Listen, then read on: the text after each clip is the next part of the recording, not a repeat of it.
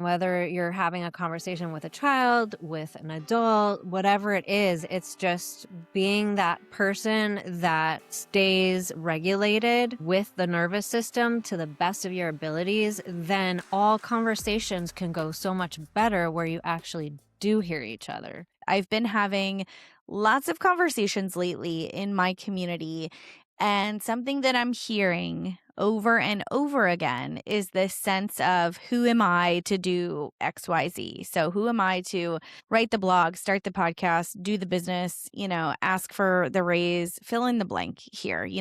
We all have some version of this. And to me, it's boiling down to this imposter syndrome.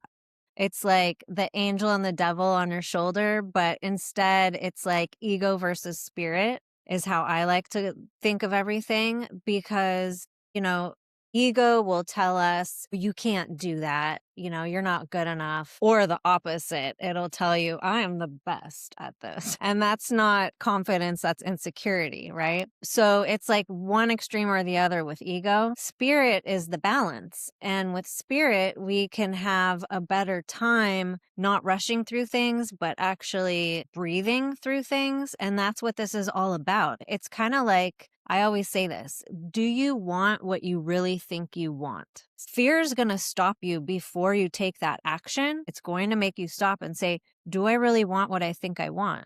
And that's the pit stop view where you ask yourself, well, wait a minute, am I jumping the gun? Maybe I should wait another couple weeks or a few months or whatever it is. Or you're going to say, absolutely, this is what I want. And either way, you're going to have an answer. But that will back you up with a little bit of confidence to know, yes, this is now, or yes, but this is later, or not at all. In this imposter syndrome archetype, when we're feeling like we're playing a role in someone else's movie and how dare we, it's actually evidence that we are growing and perhaps doing something outside of our comfort zones. Yeah? Yeah, well said. Yes. So that fear, that ego versus the spirit that comes up, I love that. I want to really unpack what is ego and what is spirit. Sure. So with ego, you're going to feel like out of sorts a little bit. It's one extreme or the other. It's like ego could be stomping all over you where you do feel like you're in an imposter syndrome headspace where you are just like kind of killing your spirit. Basically, anything that's going to dampen or dishearten you and keep you down, right? It's almost like an abuse of power, so to speak. And then on the flip side of it, it is super powered, high confidence, but it's disguised because it's really insecurity. So it's like you're putting on a mask, it's a facade, and you're showcasing what you think is you in that moment, but it isn't really you. It's something else. And ego does two things for us. It either kills spirit and keeps us small, or it jazzes you and pumps you up so hard it has you believing that, and it keeps you very far away from who you really are and what you're set out to do in this world. Spirit is the balance. Spirit is the breath. Spirit is the connection to source or whatever you want to call it, to God or to any kind of higher energy, higher frequency. It's that higher self, that part of you that you feel fully connected to a divine sense of you. And you feel like this is me. I'm stepping into my power. This is who I am. So when we're taking action and we're doing things throughout our lives, every moment of the day, it's almost like if you imagine a treble, where it's all like a bar graph, let's say, and everything you do in your life is like a treble, and it's like some is at 32%, some's at 68. If you imagine every breath, every moment, every action, every phase, every age, like your whole life is like that, right? So you have certain percentages ego and certain percentages spirit. And we're all out of sorts all the time. But the point is to try to come home and recalibrate back to yourself as often as you can and let fear come as a visitor and say hi, hey, what's up? I see you, but I'm not going to keep you around. I'm going to use you as an invitation to question what I'm going through, how I'm being, who I'm being through all these moments in my life, and alter those moments on an as needed basis. And that's the beauty of it, because we are the architects, we are the creators, we are the artists, and we get to choose where we want to go in all these spaces. When we take our power back, when we remember that we do have some semblance of control and order in our lives, then everything doesn't feel so overwhelming and chaotic. So it's really cool because I think from where I'm standing, it's that our emotions and our feelings in any given moment can kind of give us a hint or a clue of whether we're in ego or whether we're in spirit. I was talking to somebody the other day on the phone and I was speaking about kind of like a financial decision that our family was possibly going to make. And we're like, and as soon as I said it, I was like, shouldn't have shared this right now. And, so the person came back with some criticism of why this would be a bad idea, so risky. And like, okay, my first thing was like, you don't fucking know me and you don't know my decisions, right? So I went to ego like immediately. And I kind of just said like, well, we're weighing the costs and the benefits, and we are considering all of the information necessary to make this what you feel is a risky decision. And I just kept it at that. And it was an interesting experience because after the conversation, I couldn't shake it. I was like, ugh, like I was just like holding on to this like, yeah. And so went for a walk, and actually I was on a walk, luckily. And I kind of like, okay, what's coming up for me here? Okay. I felt like I wasn't heard. I wasn't understood. Maybe I felt like I was stupid. Oh, maybe I don't. Maybe this isn't a good decision. Was this person right of how dumb this is? Okay. So I'm feeling dumb. I'm feeling stupid now. I'm uninformed, uneducated. All these places that my mind and my ego went. And I was like, okay, I'm going to sit with that. I walked with it really. So I'm like walking with these feelings. And then I'm like, I'm going to let them go now. So I felt the feelings, let them go, Yeah. moved on, kind of blessed the conversation, and then moved on with my life. But obviously I'm still talking about it. So it was a moment that I was like, okay, I could have done better here. So if that was you in that conversation, what would you have done? And how do we, in those moments when we're just feeling like spiky with somebody, how do we come back to that love, that spirit, that higher self, especially maybe in those difficult conversations with those perhaps that we're projecting these difficult people? Yeah. Well, first of all, you did a great job. And I think, well, honestly, consider the fact that what your mind was thinking, but the words that came out of your mouth were different, right? So, That's true. right. So you filtered and you edited, and that's what we need to That's do. true. Okay. Because you did the perfect thing. This is what I would do as well nowadays. I did not do this back in the day. Oh no, that wasn't me at all. I would feed in. So Correct. right. Me too. Yeah. Like an addiction to the drama or like the Yeah. addiction to the ego, that emotion? All of it.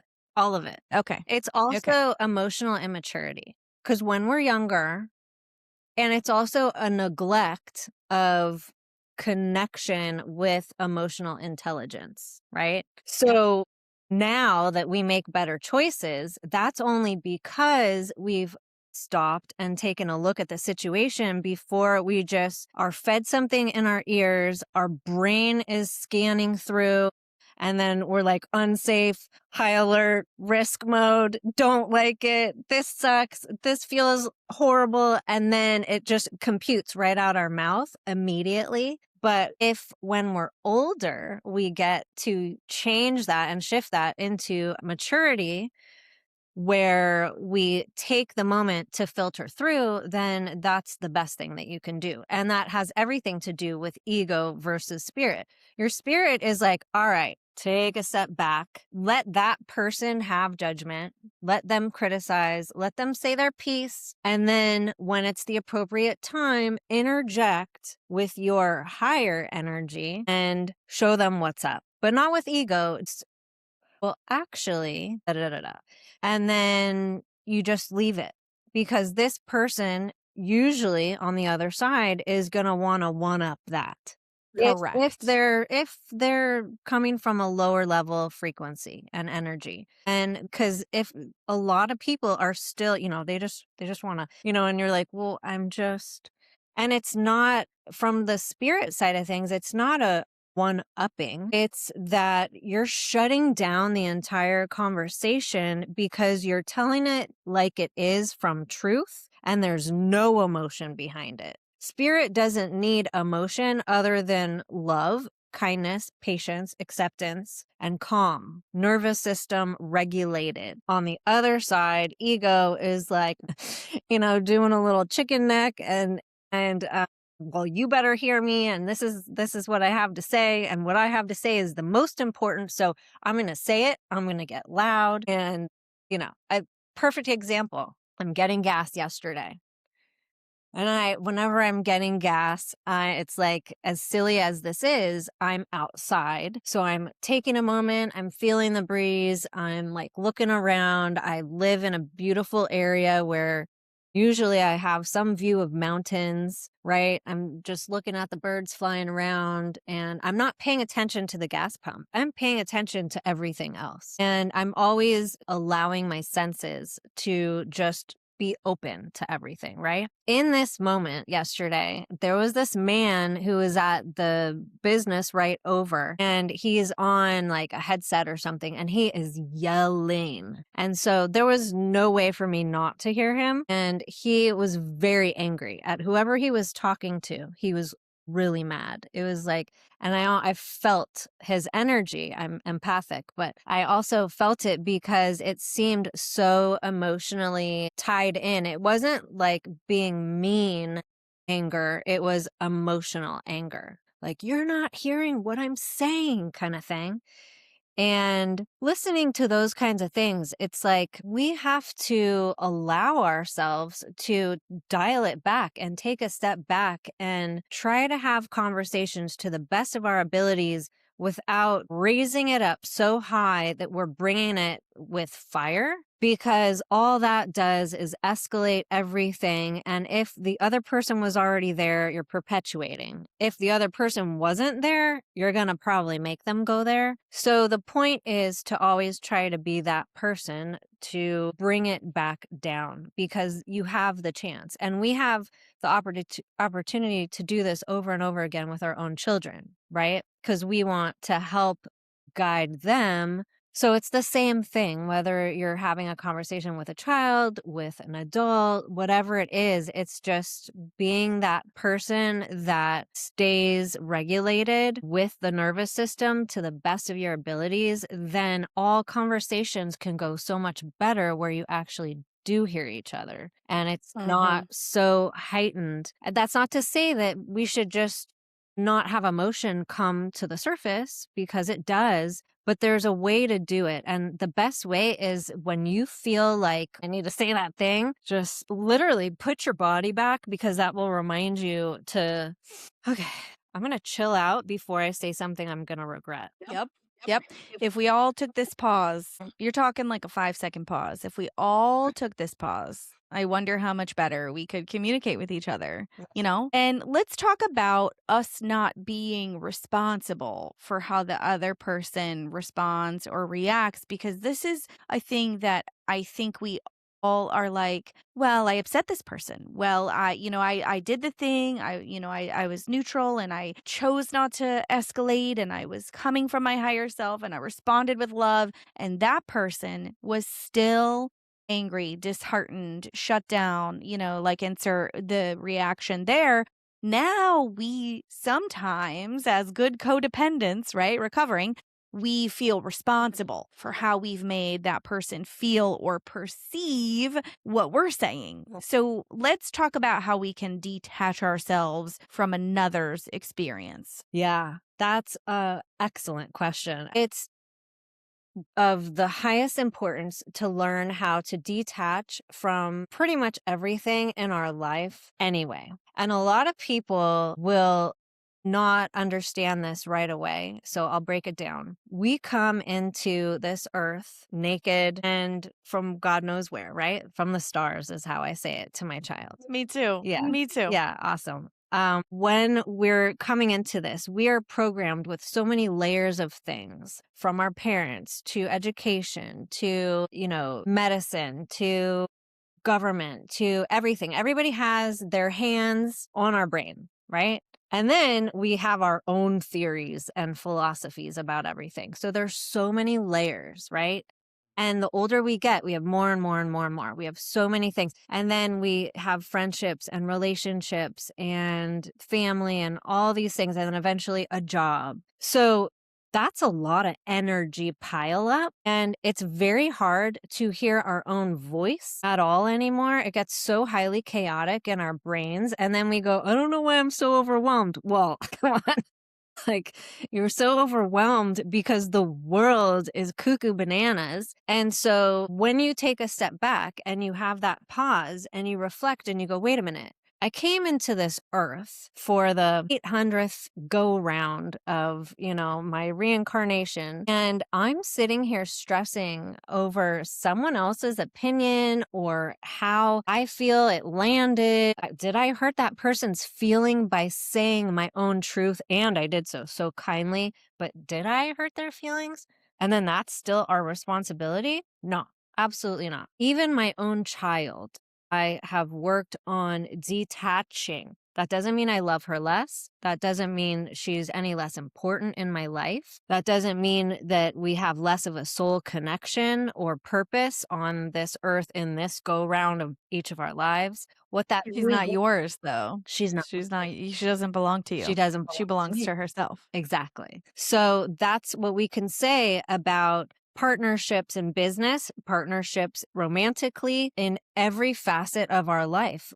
Material possessions, like, okay, I purchased this jacket. It belongs to me, but it doesn't really. I mean, it's here in my home, it's in my closet, but at the end of the day, I'm going to die. Where's that jacket going to go? So I'm going to die. Where's this relationship going to go? I'm going to die. Where's my car going to go? Like all these things, material, energetics, all these things. If we tie ourselves like wrapped around so energetically strong, we are going to reap not the benefit, but the opposite.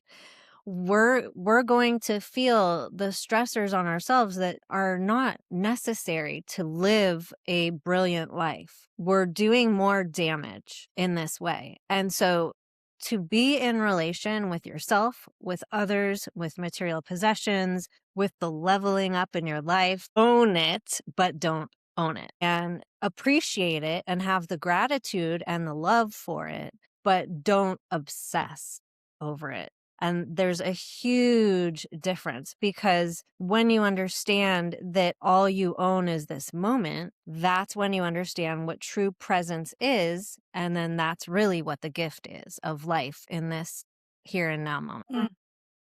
So beautiful. And I think this ties back into the imposter syndrome because for me, once I started to lean into many of the things you're talking about, detachment and really this, like, we're in this blip of time in this ever expanding universe and we're like tiny little, like, whatever, like, we're just this sliver of like the entire experience. And when you put it into perspective like that, you start to think, well, like, who am I anyway? Like, who am I? And that's for me, I've come down to this, like, sure, I'm not walking around as my highest self all the time. Like, don't get me wrong. Mhm. And like, I am more in tune with her. I think she's the girl, my higher self. And so, anyway, so I'm more in tune with her. And this brings me to when we step into this little bit new way of living, like we're talking about right now, we're like, oh my God, what's going on? Everything I was taught is a lie. Everything I believed is a lie. Everything I learned was a lie. And kind of the list goes on. That's at least where I found myself landing after this kind of awakening, right? And so then we kind of feel like strangers walking around in our families or learning new higher self ways of communicating. It's like, geez, like this is different. And so we feel a little like fish out of water. And so for that person who is really just coming out of the cocoon, maybe let's call it, what would you say to that person to kind of anchor them in and ground them in to this experience right now? It gets better and it also gets worse, but then it gets better again. That's just Totally. the truth. Yes, yes. Oh my god, that's so funny. I was leaving book club the other day, and we don't even read a book anymore. We just gather and chat. So We were talking about it's so funny. Yeah, so we were talking about various challenges we had go on in our lives, and one of the moms was like talking about an issue she was having with one of her kids, and we were all kind of like holding the space and empathizing and just really kind of sitting in that space. And I said goodbye, and I said it's gonna get better. And then it's gonna get worse again. And then it's gonna be I said literally the exact same thing, and we all start cracking up because it's so it's true. true. You can't sugarcoat this. Like, it's not like, oh, they're there. Like, it's going to be all good. Oh, good for you. It's like, are you ready, girl? Because it's a ride. I mean, once you open these doors, and when I say door, I envision like the biggest doors you've ever seen of your life because it's portals, really. It's like there's so many worlds on worlds on worlds and levels and layers to all of it, that when you feel like your entire existence is awakened and shaken up, you're like, what happened to me? And you do absolutely lose a sense of yourself, and you do have a very hard time connecting, not just with you, but all your relationships and all the things you do and all the ways you think. Because when everything in the world is questioned, it's not just like one area of your life, it's just all the areas of your life. Then, like you say, it's like, who am I? And you have some kind of identity crisis. And I went through this personally um during the 2020 fun time. Remember that? Remember that? I do. I want to The say, pandemic? I don't know. Around yeah, here I call it the pandemic, but yes, we can pick our own names for it. I agree. Yeah. And that was a real doozy because at the time, for me personally, I had a new baby. I was a first time mom. My husband was working 7 days a week. And after like 5 days or whatever it was after she was born, he was like, peace, see you later. And then he was gone. And it was like me and the new Wait, world. he left you in No, I mean, conjunction? no. Oh, okay, for work. Let me word that better. For work. Left for Okay. work, came back full Okay. time. Okay, great. Yes. Sometimes I feel like that when my husband goes to work. I'm like, "Don't leave me again, please." That was My abandoned wound happened, like, it comes up every time you go on a work trip. "Please stop leaving me."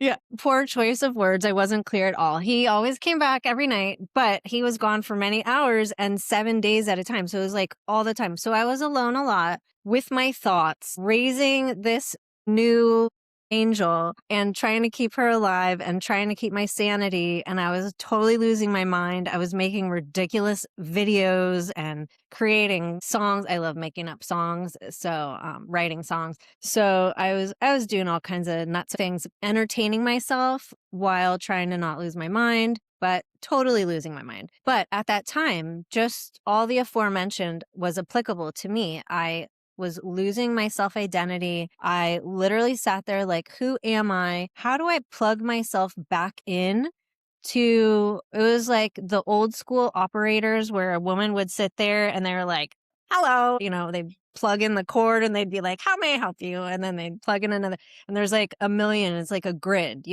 And that was like, if the grid was my life with every single person and aspect of my life, it was like everything came undone and unplugged. And I'm like, okay, this is cool. I don't know. But then how do I like connect back with this person? So you find yourself like trying to reconnect, trying to rediscover because the onion is completely unraveled. And you're like, okay, this stinks. It's like Literally. figuratively, literally, everything stinks. I don't know which side is up. I don't know who I am. I don't know how to circumnavigate this. I don't know what to do. And the thing was, it wasn't just me. It was that everyone was having their own experience at the same time. So it was so insane. But that was just one time. Also, we have these moments into motherhood with postpartum, with or just being a new mom, postpartum or not, or people with trauma and PTSD or CPTSD and all the layers that come in and out. It's like waves, you know? Sometimes we forget about these issues of our lives and then sometimes they're like right in your face again. Hey, don't forget about me. And you're like, I didn't. I was just trying to have a good day. So Leave me the fuck alone leave. for 5 minutes. Yeah, I'm just trying to breathe right now. So circling back to the beginning topic of feeling shrunken or small or second guessing ourselves and having so much self doubt, I would say it's just really important to know the distinction between, having compassion for yourself and, taking the step back and being like, wow, I'm in a real moment. Like, let me give myself some grace. And then placing boundaries as needed so everyone around you can offer up grace too. Otherwise, bye-bye, anyone that doesn't get it. But then also being careful to not enter the victim zone because we can be a woe is me and you won't even have time to place a boundary because people, places, and things will not like your energy and they will automatically disengage. Yep. People feel it. If you're going to constantly be talking about all your problems and it's the same stuff over and over on repeat, then they're going to throw that record out the window and it's going to break in a million pieces and they're going to be like, Ryan who? Sam who? Yep. So we have I've been on both sides of that. same. I've definitely been on both sides of that for sure. Yeah. Yeah. Same here. It's not Yeah.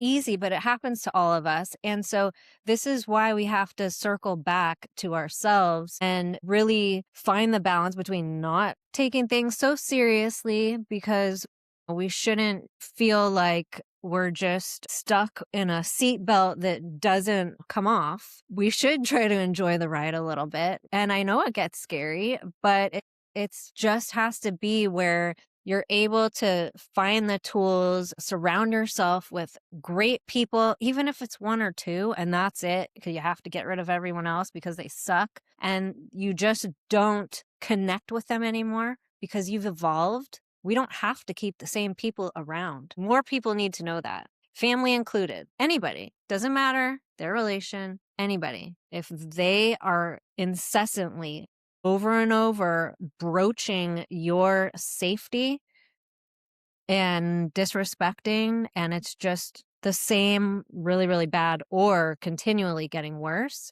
we need to consider the shifts we need to make for our own peace. Yeah. It's so true. And to me, this conversation at the heart is really that self trust. So, like you mentioned before, allowing ourselves to kind of tune out, if you will, the noise and become very familiar in our own experience to say, like, I trust myself because I said I was going to do this one little thing and I did it for 30 days in a row or 60 days in a row or 472 days in a row. Like just really getting to know what you want, who you are, and what's okay with you and what's not okay with you. Like, and just the really small steps forward to me is like rebuilding that identity in your higher self and then trusting that that's enough and trusting you are on the path that you're meant to be on the good days and the hard days and the in between. And maybe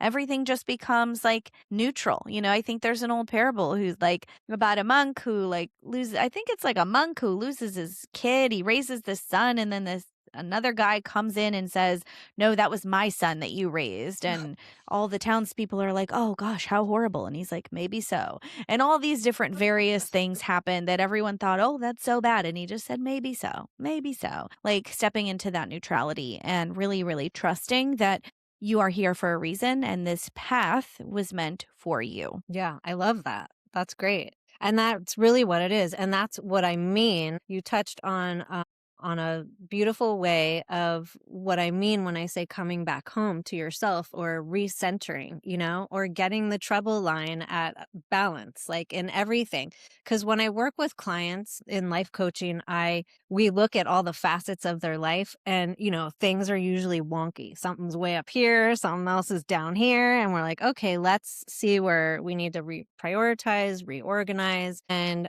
that's where we know how to do things after we look at every piece of the puzzle. But it is recentering and finding that balance through our micro choices and our micro actions. Because a lot of people get overwhelmed thinking, well, I have all these things to do. No, okay, chill. What's the next first thing you have to do? Let's look at that and that alone and push everything else away. And then after you get that one thing done, we'll talk about the other stuff.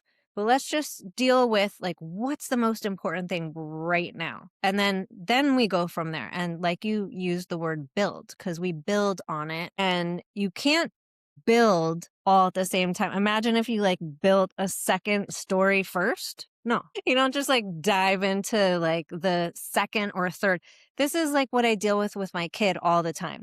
This morning, she's putting on a necklace. And I go, babe, is this the priority right now? Or were you supposed to be in the bathroom brushing your teeth and washing your hands? Jewelry's not the priority. Jewelry can be last. Let's brush teeth first. That's the most important, or we have bonus time, I call it. After she gets the morning routine done, she gets into her bonus time. That's like her playtime. She can do art, she can play, she can do whatever she wants. But did you do the priorities first? Same as adults. We get distracted. We have phones now. We do all these things. We're getting crazy and we're going too far. So there's ways to reel yourself back in and like put your head down. I don't like people putting their heads down because then you're not seeing everything sometimes. But in this sense, when you are trying to focus on getting one good thing done, then yeah, like we do have to shine the noise and just get back to basics. Keep it simple.